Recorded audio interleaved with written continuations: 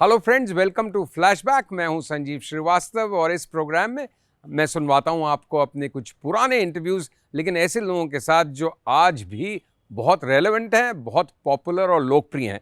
तो इस हफ्ते सुनिए मेरा एक इंटरव्यू जो मैंने अनिल कपूर के साथ रिकॉर्ड किया था। जी हाँ, जाने माने फिल्म स्टार अनिल कपूर के साथ रिकॉर्ड किया था 2008-2009 में। तो सुनिए ये interview and I hope you enjoy. दोस्तों नमस्कार, मैं हूं संजीव श्रीवास्तव और आप सभी का एक बार फिर स्वागत है। इस हफ्ते हमारे मेहमान हैं एक ऐसे हीरो जो अपने करियर की सिल्वर जुबली, जी हाँ 25 साल पूरे करने जा रहे हैं। कई यादगार रोल्स में आप उन्हें देख चुके हैं, लखन से लेकर मिस्टर इंडिया तक, और अब आप उन्हें देखेंगे एक नए रोल में, प्रोड्यूसर की भूमिका में। उनकी फिल्म गांधी माई फादर इस हफ्ते रिलीज होने जा रही है। जी हाँ, इस हफ्ते हमारे साथ हैं अनिल कपूर। अनिल कपूर साहब, थैंक यू वेरी मच। बहुत बहुत शुक्रिया, थैंक यू सो मच कि आपने मुझे given me this honour to be on this show with you.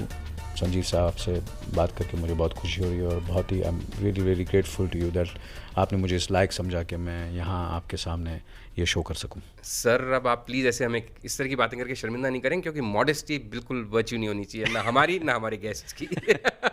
तो सर शुक्रिया एक बार फिर। सबसे पहले तो बताइए कि ये 25 साल की यात्रा, सफ़र, जर्नी कैसी रही अनिल साहब? मुझे ऐसा लगता है कि मैं उन कुछ खुश नसीबों में हूँ, मतलब भगवान का आशीर्वाद, बड़ों का आशीर्वाद, परिवार का आशीर्वाद, beautiful family, everything, you know, it's something which you know, you dream of, you imagine, and that's what has happened to me. Everything has been really positive and you know, the journey has been beautiful. बहुत अच्छे लोगों के साथ काम किया है and I still feel कि कुछ हुआ ही नहीं अभी तक। 25 साल कैसे गुजर गया पता ही नहीं चल रहा है।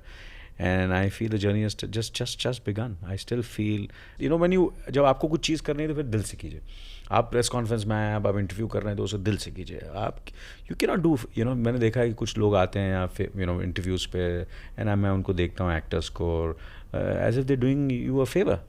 बिल्कुल, और दिमाग कहीं और है। हाँ, दिमाग कहीं और है। ये मुझे समझ नहीं आता, आप क्यों, भगवान यार आप कितने लकी हैं कि आपसे लोग बात कर रहे हैं, आपकी तस्वीरें खींच रहे हैं, आपका इंटरव्यू ले रहे हैं। यार इसके लिए तो आपने ज़िंदगी भर काम किया, मेहनत की, आप उससे आप ऐसे बिहेव करें जैसे कि आप बहुत फेवर कर रहे हैं। बहुत गुस्सा आता है मुझे, बहुत गुस्सा आता है। टाइम पे नहीं आते हैं, वक्त पे नहीं आते हैं। इट रियली अपसेट्स मी। तो मुझे ऐसा लगता है कि आई शुड बी ग्रेटफुल।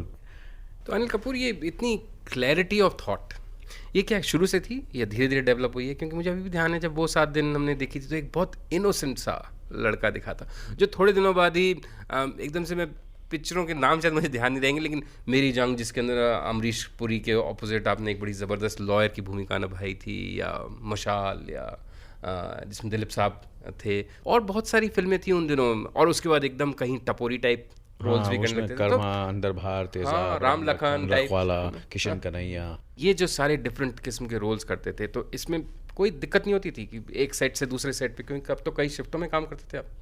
नहीं, मैंने संजीव साहब, मैंने पहले से ही काम जो है बहुत कम काम किया है कंपैरेटिवली। फिर भी 3-4 फिल्में साल में हो ही जाती थी।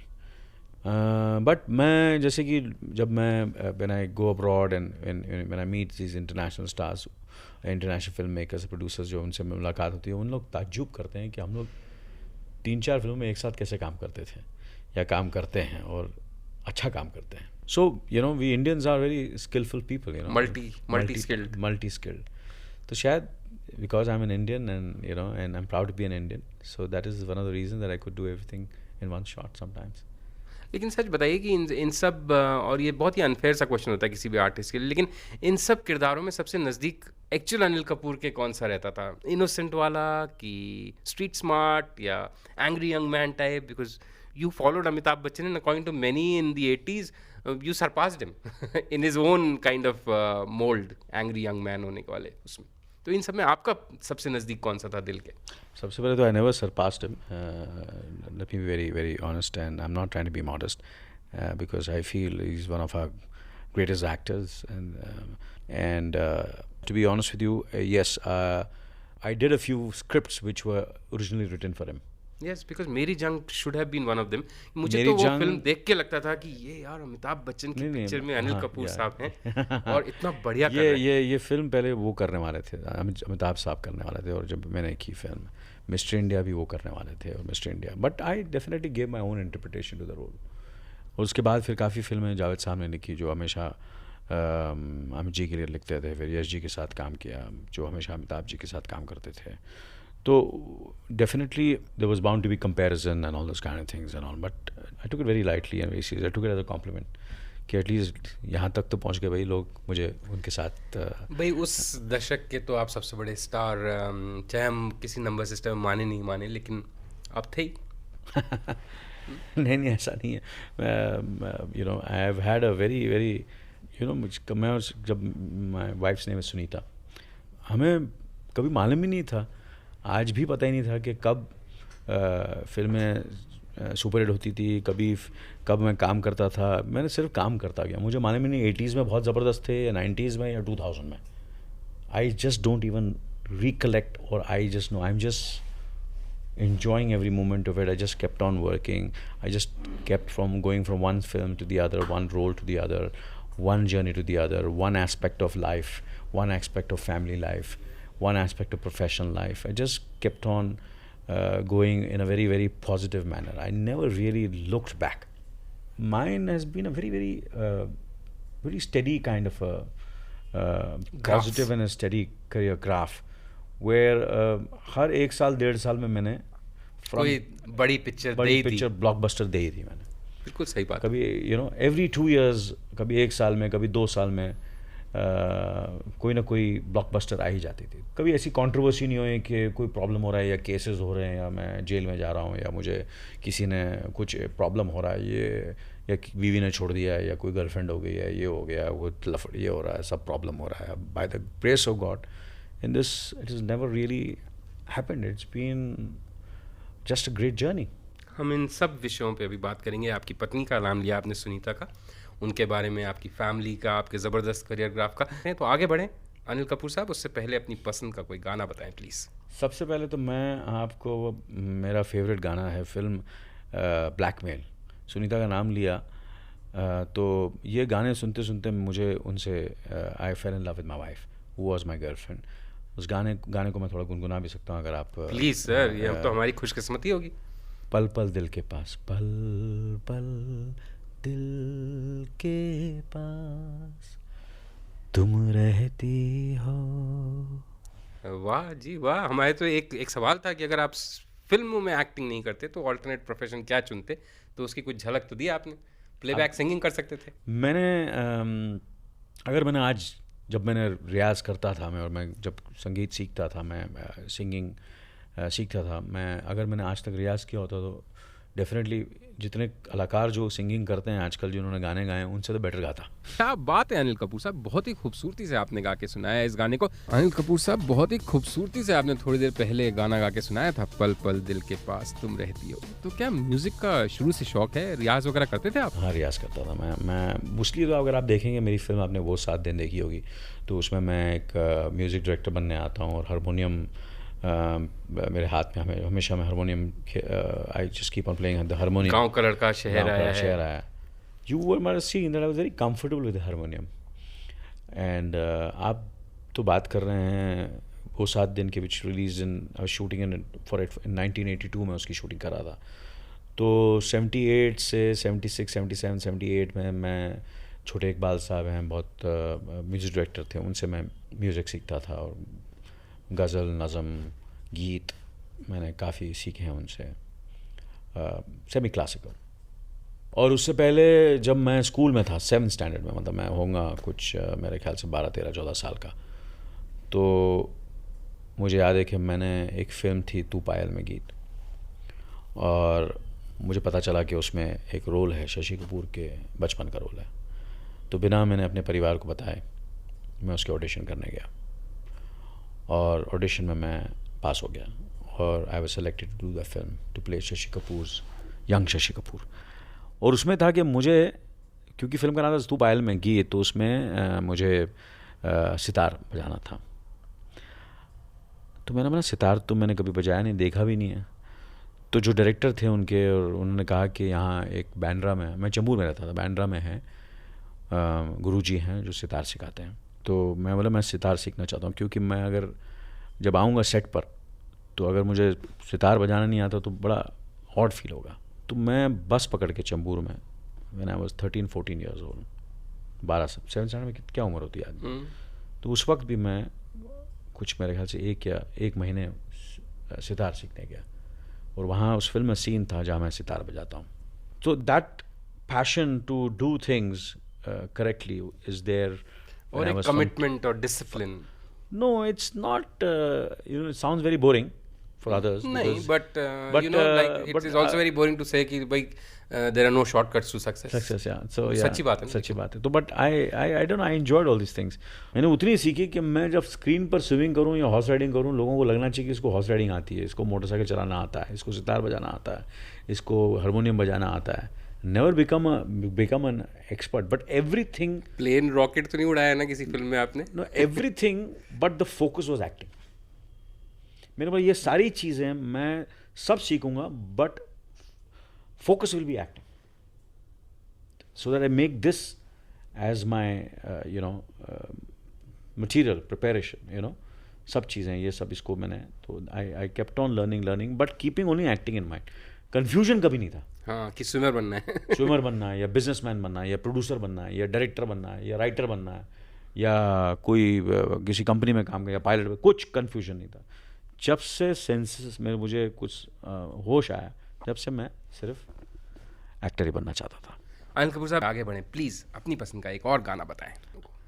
मैं जब ब्लैकमेल का गाना सुन के तो आपकी शादी हो गई हाँ। सुना के हाँ, उसके बाद तो फिर दौर शुरू हुआ, काम शादी हो गई, फिर काम करना शुरू किया, एंड अच्छी फिल्में मैंने की और बढ़िया म्यूज़िक रहा। मगर कुछ ऐसा म्यूज़िक है जो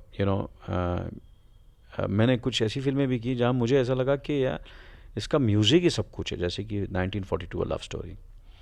अभी आप देखिए उस फिल्म को, मैंने वो फिल्म की सिर्फ म्यूज़िक की वजह से।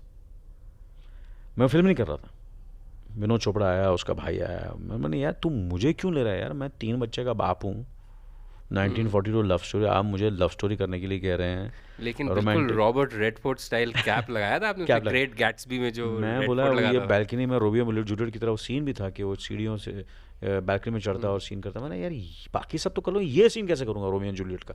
अरे उसने जब रोमियो एंड जूलियट बनाई थी अपना ज़ेफरेली ने, तो उसने सारे न्यू कमर्स को लिया था। तू मुझे ले रहा है, तू मुझे लेना चाहता है। तो फिर उसने मुझे म्यूज़िक सुनाया उस फिल्म का, एक गाना उन्होंने रिकॉर्ड किया था, कुछ ना कहो। वो गाना सुना, फिर ऐसे यार ये गाना मैं नहीं करूँगा तो कोई और हीरो गाएगा, ये तो मैं होने नहीं दूँगा। तो आपके लिए मैं वो गाना, मैं आप लोगों को चाहूँगा कि सुनने वाले ये गाना सुना, कुछ ना कहो। अब तो आपने हमें हमारी आदत बिगाड़ दी है, तो गुनगुनाना पड़ेगा थोड़ा सा। फिर गुनगुनाना पड़ेगा, चलो गुनगुना लेते हैं। कुछ ना कहो, कुछ भी ना कहो, क्या कहना है, क्या सुनना है। आस पड़ोस वाले, भाई, घर वाले कोई बोलते थे कि यार तुम में है एक अदा है, एक्टर बन जाओगे, स्टार बन जाओगे, या बस खुद ही गलतफहमी पालते थे और बन ही गए और सबको खुद ही गलतफहमी थी, खुद ही गलत, सब पागल ही समझते थे। ये दुबला सा, छोटी छोटी आँखें, लंबे लंबे बाल ज़्यादा, चेहरा कम, और पतली पतली टांगें, और अपना इतने बड़े बड़े कलाकार होते थे उस ज़माने में। ये किस एंगल से ये हीरो लगता है। मगर बस वो एक जोश था, वो पैशन था, और मैं रूम में बंद हो जाता था। मेरे दादाजी थे, उनके साथ मैं वॉक करने जाता था, सुबह उनके साथ निकल जाता था, क्योंकि घर में इतने लोग रहते थे और इतने आस पड़ोस थे, तो मैं ज़ोर से वॉइस की प्रैक्टिस नहीं कर सकता, तो लोग समझते पागल हो गया। तो मैं उनके साथ वॉक करने जाता था, और एक बहुत ही एक एरिया में जाता था which is very far off from civilisation.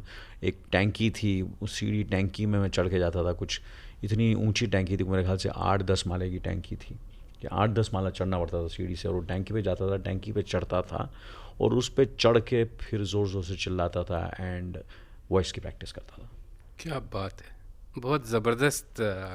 And it is not all boring Anil साहब, क्योंकि आई थिंक सुनने वालों को ये मालूम पड़ना चाहिए कि कोई भी सक्सेस स्टोरी जो आपको दूर से इतनी आसान लगती है या इजी लगती है, उसके पीछे एक्चुअली किस किस्म का एक जुनून होता है या एक मैडनेस होती है, एक दीवानगी होती है कि वो करना है और उसको करने के किस किस तरीके और ये से आप लोग प्रैक्टिस करते हैं। ये कल्टिवेट नहीं कर सकते। सही बात है। ये आइदर आप में है या नहीं है। या नहीं है, आप में ये आप कल्टिवेट नहीं, ये this is part, has to be part of your nature, part of the kind of person you are, you have to be. ये ऑटोमेटिकली होता था। मुझे कोई सोच सकता है कि यंगस्टर है तो वो अपने दादाजी के साथ क्यों चलने जाएगा, वो तो सोचेगा यार मैं किसी गर्लफ्रेंड को फ़ोन करूं या किसी दोस्तों के साथ जाऊं, सिगरेट फिरूं, शराब पीऊं या कुछ ऐश करूं, ये करूं वो करूं। बट मुझे लगा कि इनके साथ मैं जाऊंगा तो सुबह सुबह उठूंगा, उनके साथ एक जाऊंगा और फिर वहाँ मैं जाऊंगा तो this will what will happen. And so that's the, you know, I enjoy doing that and all these things have helped me. और क्या क्या चीज़ें इंजॉय करते हैं अनिल कपूर साहब, उसकी बात करेंगे हम थोड़ा रुक के। उससे पहले वापस से एक बार आपसे रिक्वेस्ट करते हैं अनिल भाई कि एक और पसंद का गाना बताइए हमारे सुनने वालों को। ये गाना बहुत इंस्पायरिंग गाना है कि ज़िंदगी हर कदम एक नई जंग है, ज़िंदगी हर कदम एक नई जंग है। ये गाना मेरा, I think whenever I feel little down, and a lot of people who have said that whenever they feel, when they listen to the song, they get very inspired and very excited when they hear the song. मैंने कहीं आपके interview में पढ़ा था, हालांकि मैं उससे agree नहीं करता, कि आपने कहा है मैं डांस करना नहीं सीख पाया कभी। अच्छा, ये सही बात है क्या? क्योंकि मैं तो आपके ताल के डांसेस या बहुत सारी एक अलग स्टाइल थी, एंड ताल what a movie and what dances. तो आप सच में मानते हैं कि आप डांस करना नहीं सीख पाए या ऐसे ही कह दिया था उस इंटरव्यू में? देखिए, मैं जो था ना, मैं आपसे कहना चाहता हूँ कि ये जो टपोरी डांस है, ये भगवान दादा का जो डांस है, ये डेफिनेटली ये कमल डांस मास्टर थे हमारे बहुत मशहूर, जो आज नहीं रहे। उनने उसे काफ़ी पॉपुलर किया था, अमित जी को उन्होंने वो मूवमेंट्स काफ़ी दिए थे फिल्मों में। उसके बाद अगर वो मूवमेंट्स अगर हिंदुस्तानी स्क्रीन पर लेके आया तो मैंने उसे बहुत पॉपुलर किया और it came very easily to me. वहाँ तो ऐसा था कि कमल जी ने बताया को, क्योंकि अमित जी जो नॉर्थ इंडिया के थे, he was from north India, but मैं तो थाई बम्बई का, मैं तो थाई चंबूर में रहता था, and that it's a very typical Maharashtrian kind of a dance which became very very famous. So that used to come very naturally to me. ये हो गया, और थोड़ा बहुत जो typical भांगड़ा होता है जो, and I had a sense of rhythm, but I was never a very जो western dance होता है ना, western dance, वो jazz और वो सब, वो जो माइकल जैक्सन की copy, drill will, I'm very uncomfortable with that. मगर आप मुझे बोलो कि ये typical हिंदुस्तानी डांस होता है जो हीरो जो हम लोग करते थे बचपन से, जितने फेस्टिवल थे, उसमें आई एम वेरी वेरी कंफर्टेबल। तो अगर आप मेरी फिल्में देखेंगे जिनमें आपको ऐसा लगता है कि मैंने बहुत अच्छा डांस किया है और आई एम वेरी कंफर्टेबल, जैसे कि तेज़ाब, राम लखन, रखवाला, किशन कन्हैया वगैरह का, so I am very comfortable in that. मगर मुझे आप अगर बंदिश में डाल देंगे और मुझे माइकल जैक्सन बनाने की कोशिश करेंगे या मुझे प्रभु देवा या मिठुन चक्रवर्ती बना, मैं आई am very uncomfortable, I am not good in that. फिर ताल के डांस कैसे किए थे? सरोज जी के साथ फिर काम करते करते एक किस्म का बहुत अच्छे किए थे, क्योंकि नहीं, मुझे ऐसा लगता है I could have done better, definitely. That one can always say कि I could have done better, but dancing with a dancer like Aishwarya, who's such a super dancer, really. Yeah, but no, but that song, well, I rehearsed and all. I could have been better, but still, because the music was so good, गाना इतना अच्छा था, रमता जोगी, सुभाष जी, उनको खुद का music का इतना शौक है, इतना कि नॉलेज है, शौक है, and उनको picturisation, he's one of the greatest film directors who his song picturization is also always phenomenal. He just loves picturizing songs and he has that, it comes very easily to him. अच्छा अनिल कपूर साहब, अभी आपने नाम लिया प्रभु देवा का और मिथुन चक्रवर्ती का। आपकी नज़र में ऐसा कौन सा मेल स्टार है भारत में जिसकी डांसिंग से आपको रश्क हो कि यार काश मैं भी ऐसा नाच सकता? संजीव जी, मुझे ऐसा लगता है आज भी हिंदुस्तान में मैं प्रभु देवा को ही सबसे बेस्ट डांसर मानूंगा। उसके बाद ऋतिक रोशन, और कोरियोग्राफी में श्याम अग्दावर ji, they are very very talented people. और जो बिल्कुल दो टॉप हार्ट थ्रॉप्स थी या सबसे बड़ी स्टार्स थी 80s 90s की, उन दोनों के साथ आपकी बड़ी ज़बरदस्त पेयरिंग रही थी, श्रीदेवी एंड माधुरी दीक्षित।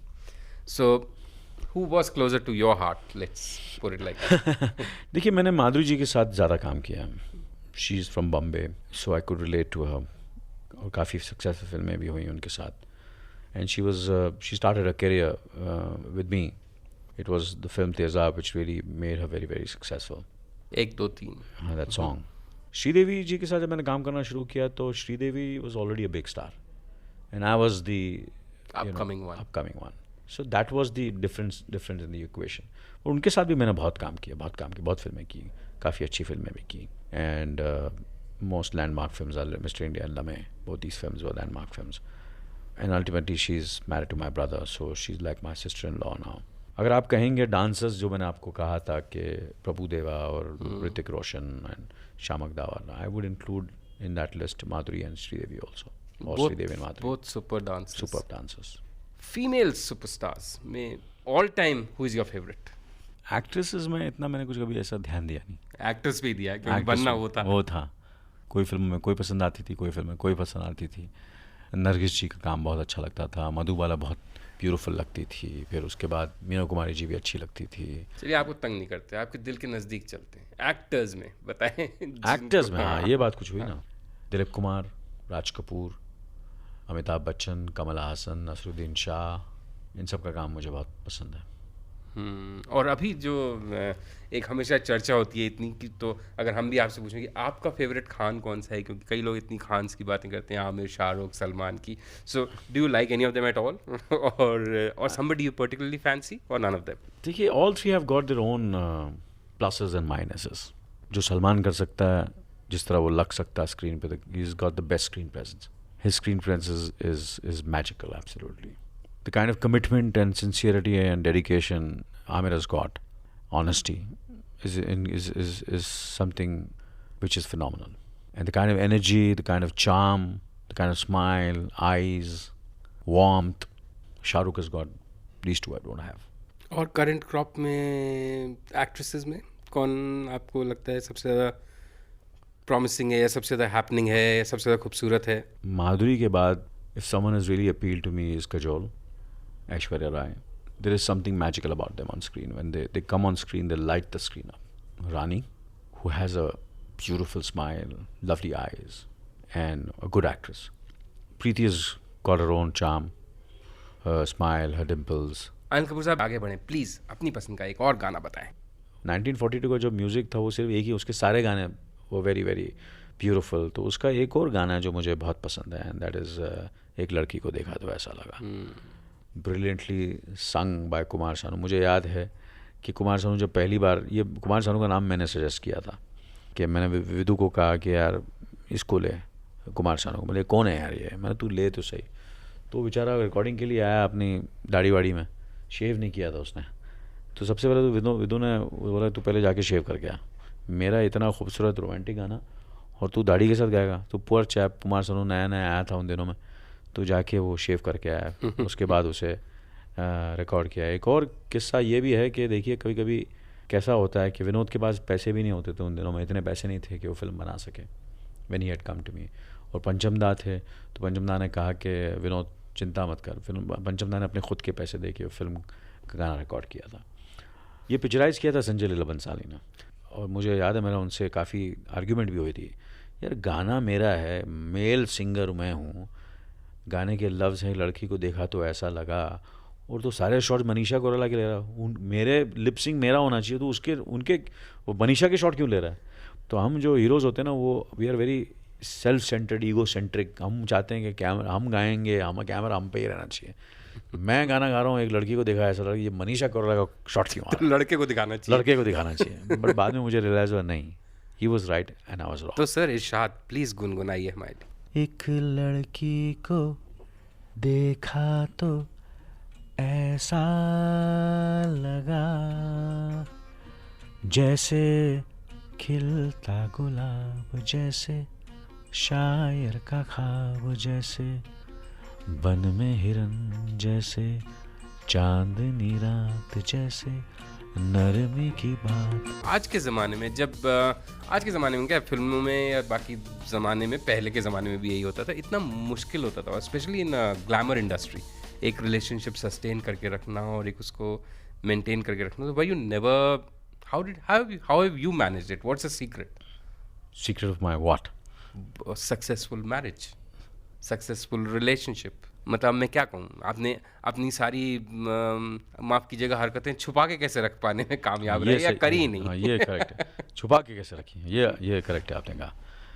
देखिए, if you love someone, then you have to make that kind of it's a two-way relationship. You have to give in, and you cannot be constantly be demanding. So what I feel is it's my relationship has lasted, और मुझे ऐसा लगता है कि my marriage has been the most beautiful thing to happen to me. My wife is the most beautiful thing to happen to me. Marriage is the most beautiful thing to happen to me. Nothing could have been better than this. And I am today, what I am today is because of my marriage. And I definitely, I feel it's the most beautiful institution. And I believe in it. Mine has been a very equal relationship. So when you have an equal relationship, I think it has better chances of surviving. लेकिन इतनी खूबसूरत actresses के साथ काम करके कभी इधर उधर दिल मचला नहीं, मन भटका नहीं? कॉन्स्टेंटली मचलता रहता है। ऐसा कोई दिन नहीं है जब नहीं मचलता, ये भी मैं ऑनेस्टली आपसे कह दूँ। फिर then you have to, Hanuman ji को याद करते हैं, तराजू में तोलना पड़ता है कि ये 2 सेकंड की खुशी चाहिए या ज़िंदगी भर की खुशी चाहिए। You have to choose. और हमेशा ज़िंदगी भर की खुशी चूज़ करते हैं? हाँ, अपने आप को खुश करूं या किसी का दिल दुखाऊं, ये हमेशा कश्मकश रहती है, और कश्मकश से गुजरता रहता हूं मैं। और इसलिए आज I have been with my wife, who was my girlfriend, who was my friend since the last 34 years. क्या बात है, नज़र नहीं लगे। अच्छा, एक बात जो मेरे मन में इंटरव्यू शुरू होने से पहले से है, मैं अभी तक रोके हूँ, कि आपकी इतनी ज़बरदस्त मेंटेनेंस का क्या राज है? मतलब हाउ हैव यू कोई एकदम चेहरा भी चमक रहा है, एकदम touchwood, no flab, no fat anywhere, बड़ा रश्क होता है, तो कैसे करते हैं बॉस? ये इसमें बड़ी कश्मकश है, सैक्रिफाइस है कि क्या मतलब इसका क्या सीक्रेट है? इसमें क्या सीक्रेट है? कुछ नहीं खाना, बस एक्सरसाइज करना, पानी पीना गरम? नहीं, ऐसा कुछ नहीं है। You have to be romantic, you have to be happy, and you have to keep on working. That's most important. You have to enjoy your work, and automatically you look good, and automatically you maintain yourself. And then because of your work, because you enjoy your work, then उसके लिए आपको अपने आप को maintain करना पड़ता है। उस मेंटेन करने के लिए आपको एक्सरसाइज करनी पड़ेगी, और एक्सरसाइज करनी पड़ेगी, तो सिर्फ एक्सरसाइज से काम नहीं चलेगा। फिर you have to, because you enjoy your work and you want to be happy and you want to be romantic, so आपको थोड़ा बहुत खाना पीना में कंट्रोल करना पड़ेगा। तो बहुत 2 चीज़ें ये बहुत इंपॉर्टेंट है। आप you want to be romantic, आपको रोमांटिक होना है, और you want to be have romance in your life, all your life. So you then for romance, आप इतने तोन लेके मोटे घूमेंगे तो कहाँ आपको कोई देखेगा? सर ये बात बताइए, थोड़ा सा कॉन्ट्रडिक्शन, सारे टाइम रोमांटिक बीवी के मुतल्लिक ही या कैसे? नहीं भैया, I am open for everybody, but I am open. सोचने में क्या जाता है? There is nothing wrong in if anybody सिर्फ thinks, सोचने के लिए इतनी मेहनत। हाँ, anybody want, नहीं उनको, मैं अपनी सोच की बात नहीं कर रहा हूँ। मेरा सोच और मेरी सोच तो अभी भी दूसरों के बाद, दूसरे people should think about you, ना? True. Gosh, I wish I was with Anil Kapoor, but I'm not available. Yes, कान में स्टड्स वर्ड्स लगा के एकदम happening look, very nice. Which is your most glorious moment? Okay, if you look back suddenly today at your life, the moment. The glorious moment of my life is the day, I fell in love with my wife. Glorious moment is when my daughter was born. The glorious moment is when I proposed to my wife, when I signed Mary Jung. The glorious moment is when my family felt proud about me. And the glorious moment is when I've completed this film, Gandhi, my father. So secret जो हमें समझ में आया इस उत्तर से, जवाब से, कि कई ग्लोरियस मोमेंट्स जब होंगे तो एक अनिल कपूर बनता है, एक खुश, रोमांटिक, हैप्पी इंसान बनता है। Am I right?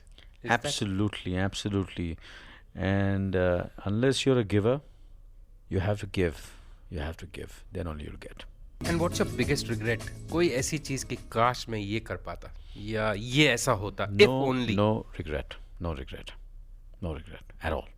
कोई बहुत बड़ी ड्रीम? No, dreams are. क्योंकि आप जैसा व्यक्ति, मतलब हर कोई सपने लेने के लिए आज़ाद है, लेकिन एक रोमांटिक फॉरवर्ड लुकिंग आदमी के तो सपने ज़बरदस्त होने चाहिए। ड्रीम है कि India becomes the biggest entertainment industry, and that's the dream I have, and becomes Indian film industry is bigger than Hollywood. That's the dream. और उसमें और बॉलीवुड और इंडियन फिल्म इंडस्ट्री के बीच सबसे चमकते सितारों में से मैं भी हूँ, ये भी उस ड्रीम का हिस्सा है। मैं हूँ ना हूँ, but I am more concern that little bit contribution करके मैं भी चला जाऊँ। अनिल कपूर साहब, थैंक यू वेरी मच। आप इतने दिल से बोले, आपने इतनी ईमानदारी से अपने थॉट्स हमारे साथ शेयर करे। We are ever so obliged sir, thank you very much. शुक्रिया संजीव साहब।